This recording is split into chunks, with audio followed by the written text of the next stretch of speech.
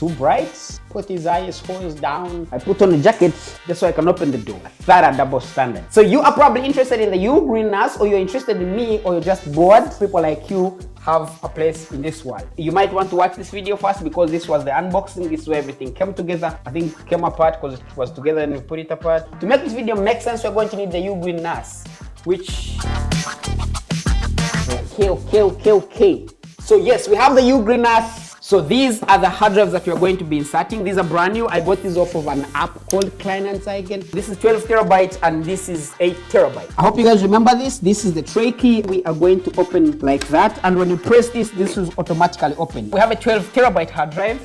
And you'll definitely see it. At the bottom of the tray, there's a press button right here. When you press it, you pull out. That makes it bigger.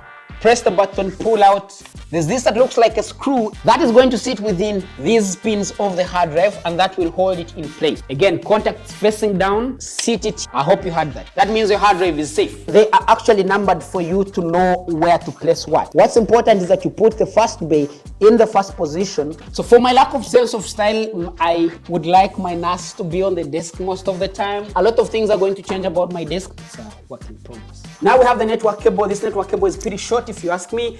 Gear them on. How did I forget to tell you guys this cable? I feel shitty. Well, what do we have in the box? Now we have a network cable. We so far have two network cables. They look very identical. I will probably keep the red one here and send the black one into the box because I don't know if you guys know I'm like obsessed with red. The reason I got this is to connect it right there like that. And this might, is supposed to go in the wall. Ah, shit. What life is this I'm living? So this is what I was saying. In Deutschland, this is where you find the network port.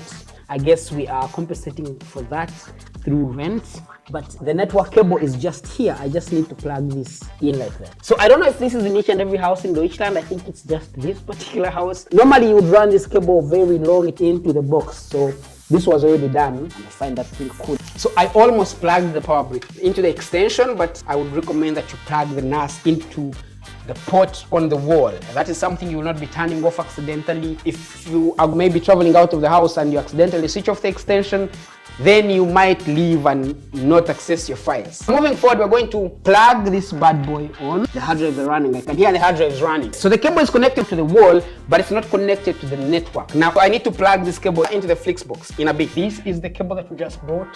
That's the port. So that's the receiving port and this is the Flixbox. Basically this is your router. Normal me who does not plan vlogs, I didn't know we would get to this point. Well, I guess I should fix the cabling like they did, but I'm not them. And that's officially done. Too much lights.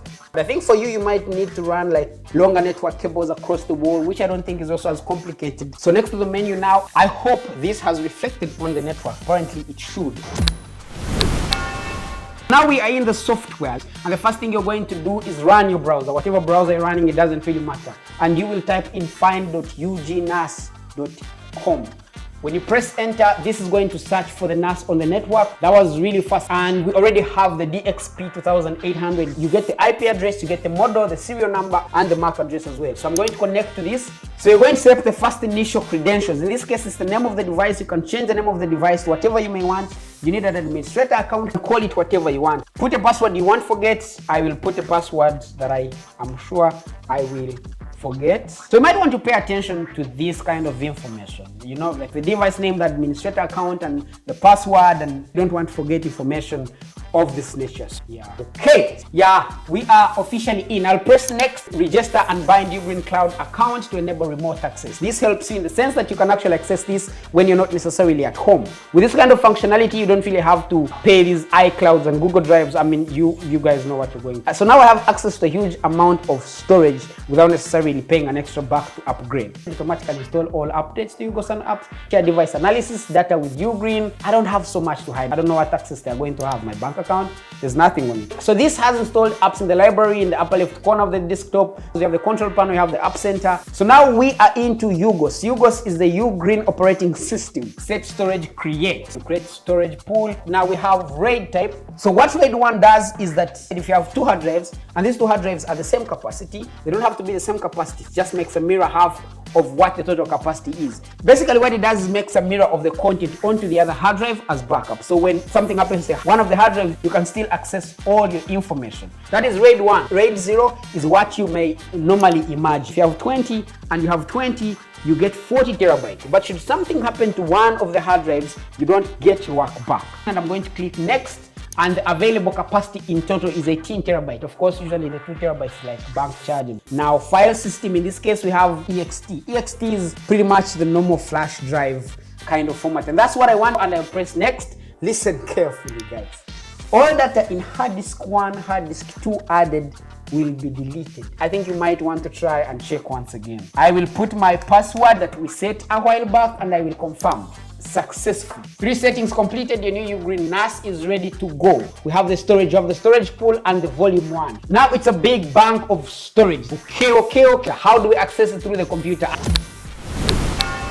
The first thing you're going to do is come to the control panel and come to file server, enable SMB settings. Basically SMB is server message block. Hit apply. That should show you success. The other thing to note on this page is down here on the how to use Windows Resource File Manager. If you're a Windows guy, you will need to copy this link. I am more of a Mac guy, but I will copy both. These are very important. You might want to save this in a place that you won't forget kindly. So I'm going to hit save. Done. The next thing you're going to do is after file services, you're going to come to device connection, and already there's going to be a customizable device name, and this is what is going to be accessed as on the network. I'm going to change it to something that is familiar to me. Yes, as you can see, this NAS is really capable of a lot more things. There's a lot of things that you have not even tampered with. I would also recommend that you go in deeper to get a good understanding of what the NAS is really capable of. The next thing you're going to do, come down on user folders, click plus and hit new shared folder. Basically, we are giving a name to this volume that we created. I'll call it Beamer Access as well, because this is what I'm going to be seeing every time I'm opening the hard drive on the side. So it's sort of like a partition. You can also create the usage limit. I can put this to like 500 GB, but in this situation, I don't have any limit. I will hit create. Share folder permission, and now this is read and write. So you can also choose to hide some folders and files from users who do not have permission. I'm the only one who's going to be using this for the meantime, so I just click yes. This is how we access the NAS. You are going to come to Finder and come to go to connect server and paste the SMB link that you copied. For Windows users, it's more or less the same. You also have a place where you paste links in the Windows Explorer, and I'm going to click connect. You are attempting to connect to the server Beamer 101. Now it's asking us for a password, and I am going to set what I remember as the password, and I will click enter. Oh shit. This is what I think it's important to keep all the credentials on the side. You're going to insert the password to your server. So if you don't want to go through the process of doing this each and every time, you can click remember this password in my keychain. We are officially in. Okay, I'm just turning the view so you can see clearly. We have a startup volume, which is Macintosh HD. We have a local volume, which is the second partition on the computer. And now we have this Beamer Access, which is a remote volume. Now you are officially in business, my friend. Yeah, now I can drag this under here, because I want to access it each and every time, and as you can see, it's ejectable and it's not necessarily a USB flash. If I get info, the complete volume, it's an SMB and the capacity is 19.97 terabytes. I will copy these 3 files and paste them on here, and as you can see, yep. While this is working, I would like to make it clear that the speed with which these files transfer to the server over the Wi-Fi network is really determined by how fast your wireless network is. So if you really want to work directly on the NAS, video production or maybe photo editing, I would recommend that you use a wired network, in this case Ethernet connection. So you might want to get into that. During the process of using this NAS, I'm going to be creating separate videos on the side on how I'm actually using them. As you can see, it's a whole completely different operating system with so many things. There's an app center, and as far as I know, they're actually creating more apps within this operating system. All in all, this was fun, and I'm pretty personally excited. I'm going to see how much more power it actually has. Hit like, hit subscribe, and I will see you guys in the next video.